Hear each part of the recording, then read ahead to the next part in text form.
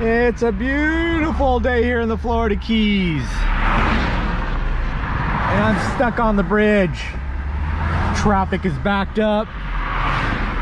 This is one of the main reasons why I got that trailer, so I wouldn't have to do this, but I was trying to sneak in a Big Pine trip. You can see the cars are already backed up all the way to Big Pine. So I'm wasting all my fishing time.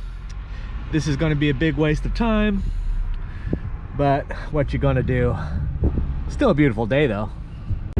Hey everybody, how we doing today? So welcome to Sight Fishing 101. Now today is a bit breezy, as you can see. We're also having some intermittent sun, got some clouds there, and we're also in the evening time. It's dropping pretty quick. I got stuck in traffic, so couldn't get out here very early.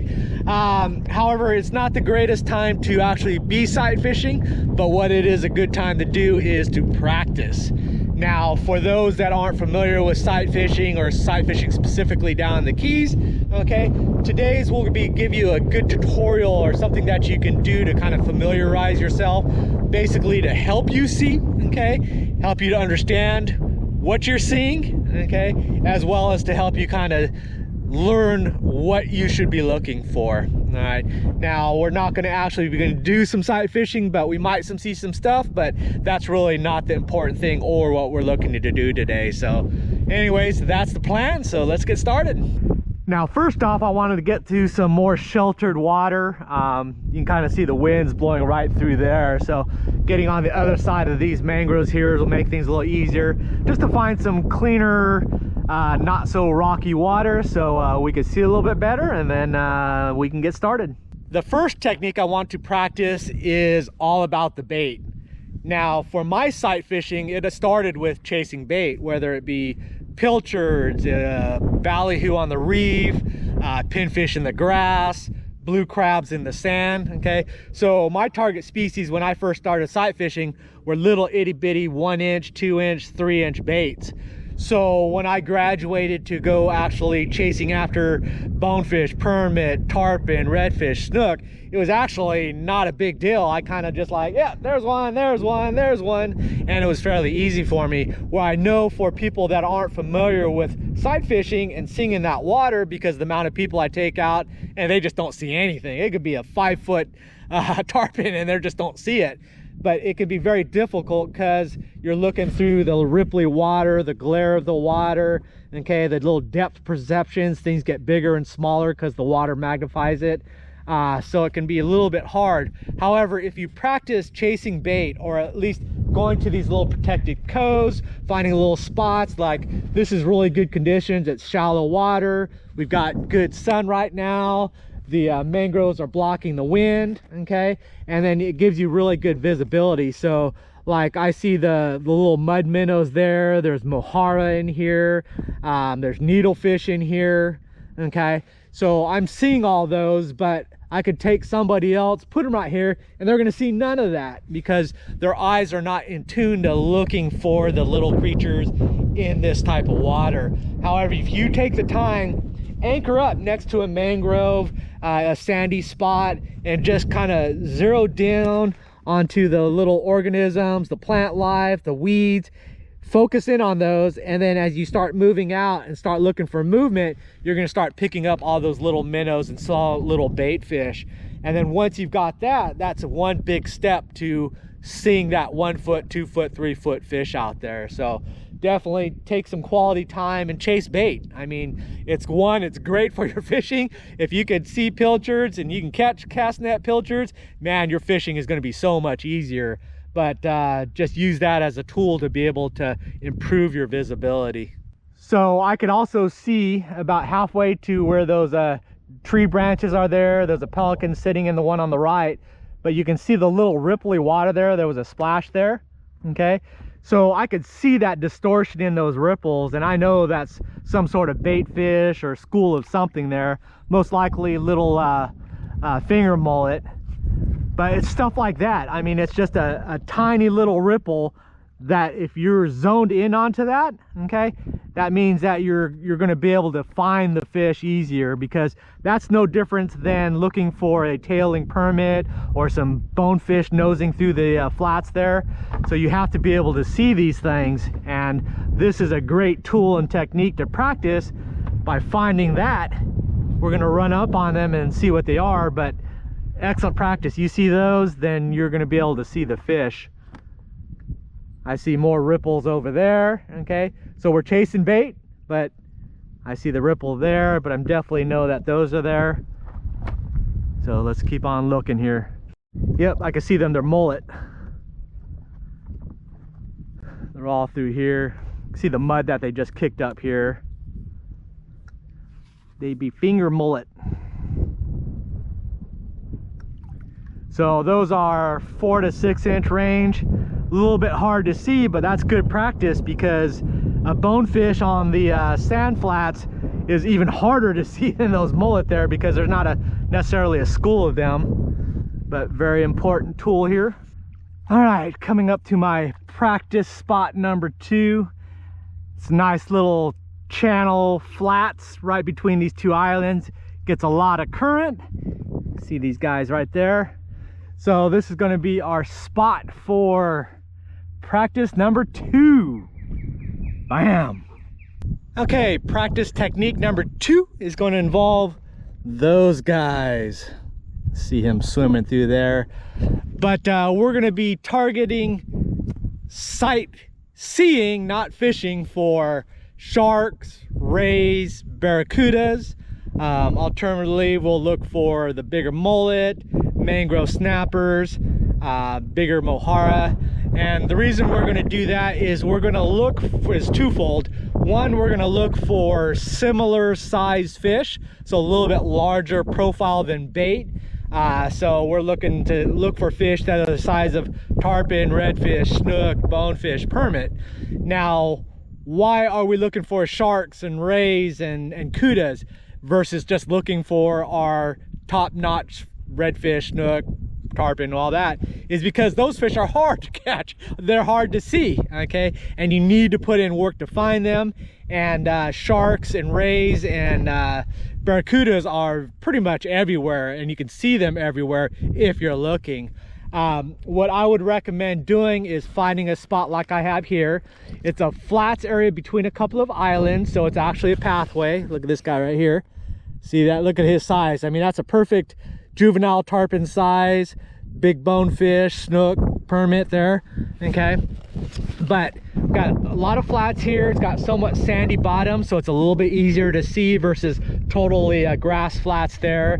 You can see the current ripping through here, so it's got good oxygen, so fish are going to be attracted to this area. If you look at my top spot fishing maps, this is considered a bonefish spot because of that water flow through here, good broken bottom. So it's a very fishy area. I pass over this area going out to the outer islands out there, and so I'm always seeing sharks, I'm always seeing the rays, I'm always seeing the kudas. So for practice, I would look for a spot like this, and then to sweeten the pot so you're seeing them quicker, so you're not wasting your time because you just want to see them, get familiar with them, is put out a chum bag, okay? Or cast net some mullet, throw some chunks out here. Any blood in the water, get some scent in the water, are going to attract all 3 of those fish, and then they're going to be swarming around you. Okay, so you're set up, got a chum bag out, you're starting to see other sharks, the rays, the kudas swimming around. So now what's that good for? Okay, it's good for 2 things, opposite side of the spectrum. One, it gets you the basic size of that fish that you're going to be targeting, okay? And you're getting to see a lot of them quickly and easily. So that'll allow you to practice not only seeing them right up close, but keep watching them, and you'll see them move away farther and farther, and you'll notice that you're not seeing that complete full profile. You're just seeing that tail move only. You're seeing that, just that shading of a fish there, okay? And that's what you're looking for when you're looking for those other target species. It's not always going to be right next to you in perfectly clear water. It could be pretty farther away, and you know what a fish looks like at that distance. That'll help you see more creatures out there, which means a better chance at seeing your target species. Now I said on the opposite spectrum, two different spectrums. The opposite side is that you want to get very familiar with these different types of sharks, especially the bonnet heads, the little nurse sharks, the little black tips, the little baby lemons. You're going to see a lot of those, and they are very, very similar to a bonefish, a tarpon, a snook, redfish. I'll keep saying that, but they look very similar in that proportions. So by learning what those individual sharks look like up close, in the distance, how they swim, the fins when they come out of the water, when they're swimming slow, when they're swimming fast, when you're able to identify each one of those sharks and know, oh, that's a black tip, oh, that's a nurse shark, oh, that's a bonnet head, what that's going to allow you to do when you're out here, you're going to see those fish all over the place, but then you're also going to see a tarpon, a redfish, and a snook occasionally, and you're going to know, hey, that's not a bonnet head, that's not a black tip, that's not a cuda, that's not a ray, oh my gosh, that's a tarpon, redfish, snook. Okay, and it's going to help you identify those, and it's going to save you time for one, because you're going to know, nope, that's not one, that's not one, that's not one, that's one. Okay, and then you can get on there and start catching them or targeting them. So that's kind of what today is for, is this spot is good for, and using the chum to attract those species is so that you can start seeing them. Okay, the bait fish lets you see smaller, gets a little bit narrower vision. This gets you to the ballpark. Okay, so when we start targeting and seeing those actual target species, you're going to be a little bit more comfortable about seeing them. Here comes a sharky there, tailing right at us. You can kind of see that shape there. It's got that bonefish torpedo shape, but you can tell by the fins that it's not, and then the leisurely pace that it's swimming, that it's not. Bonefish are, a lot of times, unless they're feeding and scooting, they're moving pretty good. This guy is kind of just zigzagging around. Here he comes. I can even tell by that point being wrong. He's coming up to say hello. But you can tell by the dimensions though, that's a perfect juvenile tarpon, snook, little redfish, bonefish. It kind of fits that profile. So that's why it's important to get very familiar with the sharks there. You can kind of see, man, this guy's a good one. I'm gonna have to pay him. But identifying the fin patterns, how it swims, will help you to identify that that is not a bonefish or a tarpon or a snook or a redfish. That's a shark, and then that'll cut off a lot of wasted time. So that's a perfect example there. That wake right there, there's some rings. Let's see, oh, there he is, he's coming towards us. Those better not be redfish or snook. It's gotta be a little shark. Couple of them coming. Yeah, two little sharkies. So those are perfect bonefish size, but I can identify it by all the amount of fins there, the way that they're swimming with a lot of S to it. This one's going very slow, that those weren't one of my target species. There goes a bonnet head right there. Would be bonefishy if it didn't have those two side fins that are pretty large. So you make sure you know that that's not it. There goes something else there, another one. I could see the sunlight on the fins sticking way out, so I know for a fact that those aren't. Something big and dark over there. That's a big ray. See how that flashed there? See if there's anything riding his back, jack or something. Lots of life. Good thing if you start seeing a lot of bonnet head, and that's another reason for knowing your sharks is, there's that there, little bonnet head, is where you see bonnet heads, you're gonna find a bonefish, because that means it's a very productive, another one there, means it's a very productive food spot. Another one right there. See all the bodies, but they are not the bodies that I would want to catch.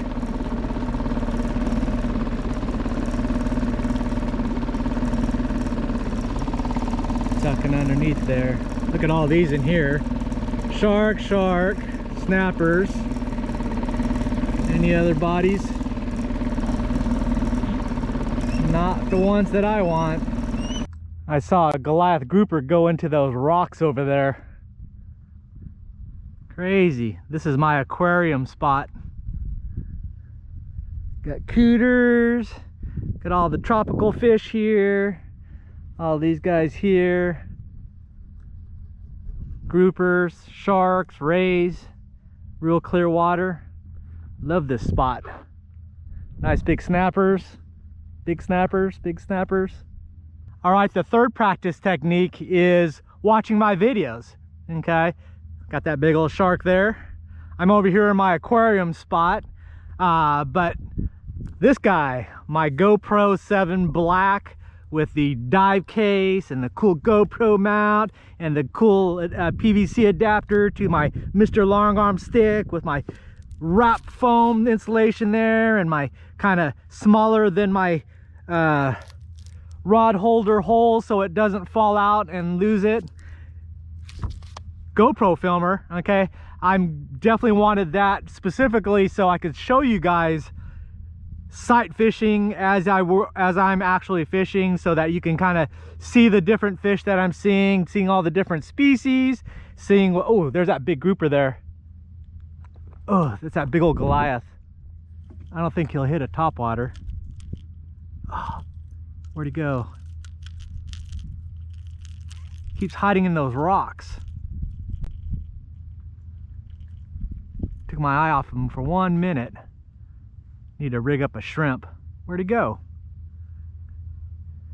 But anyways, get distracted in my little fishbowl here. But step 3 is to watch my videos. Don't just focus in on, what is that? That's just a real big snapper. Just don't focus on the, oh, look what I caught. But I spend a lot of time kind of pointing out, oh, there's one, doing this sneak up on it, then the cast, and then, oh, set the hook. And then don't stop watching there. Even I do the old, oh, look what I caught. But watch when I release the fish. I always try to do a good video of them swimming away, okay? Because that's also just as good as seeing them out there and stalking them, is seeing how they swim away from the kayak when I release them. And then that gives you a good opportunity to see. Yeah, they're easy to see when they're right next to you, a foot away, but as they start swimming away, it gets harder and harder, that their fish patterns kind of break up with the ground and they become even harder until they're disappeared, or at least until they get to that point where you're just seeing the little fin moving, the little tail moving, an outline, a little shading kind of moving across the sand. And that's the stuff that you need to be targeting when you're out here. Can you see the shark? Can you see it? Can you see it? It's not a bonefish. But that kind of practice is very good, finding all these spots where I have all these fish in a good clear area. It's got current, knows a lot of activity. You don't even need to put a chum bag out. I put a chum bag out here to have a riot. But that step 3 is watch my videos. Okay, I put a lot of time and effort to do the before, the during, as well as the after. So pay attention to those. If I'm pointing stuff out, get on your big screen TV, turn the YouTube to 4K, and spend some quality time finding those fish that I'm pointing out. So there you go. Here's a good example of my aquarium, and you can do some fish practice.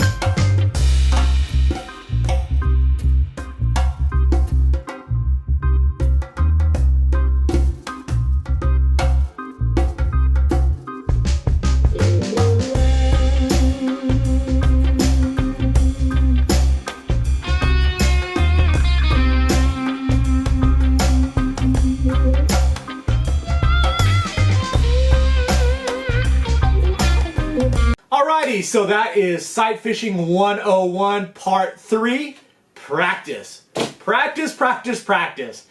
Hugely important. A key thing to remember is 99.5% of the informational stuff out there in regards to the permit, tarpon, bonefish, redfish, snook is just useless when it comes to sight fishing. The reason being is that any YouTube video where they're probably holding up that, oh, look what I caught, or the Instagram, same thing, or even the how-to books or magazines where they'll have that beautiful illustration of that bonefish or snook or tarpon, okay, are, again, useless because you're never going to see that fish like that out in the wild.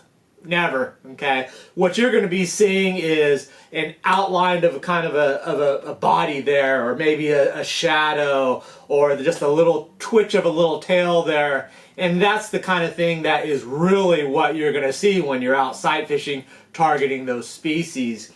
So the importance of narrowing your vision and looking for little 1, 2, 3 inch bait fish is going to be huge when you're looking for just the tail tip of that fish, a little fin sticking out and kind of twitching as it's trying to stay in the current, or out in the distance just kind of a formation just a little bit contrast color different than that sandy bottom, okay? And that narrowing of your vision will really help you to pick out those details.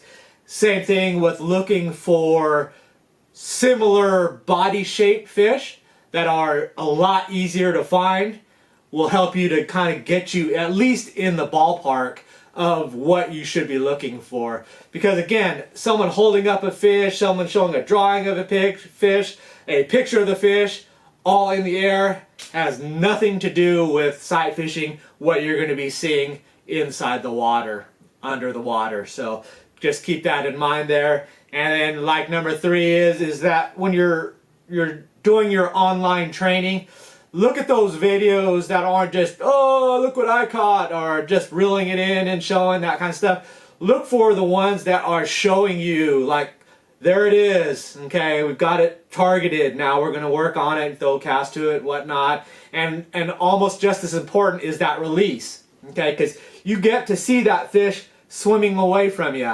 And most of the time that's what's happening because they've seen you before you've seen them, and you're just seeing them swimming away. So you just get to see that back profile narrow with just movement from a tail. And that's hugely important when you're out stalking fish and looking for those fish there. So very important. Get out there and practice. When you can't get out there, jump on the videos. I put a lot of time and effort, like I said, to try to show you those types of things. So hopefully that'll help you out. And every step we take gets you a little bit more prepared, so when you hit that water, you know what you're doing. So anyways, thank you for watching. Hopefully pick something up out of that, and I'll see you next video. Bye.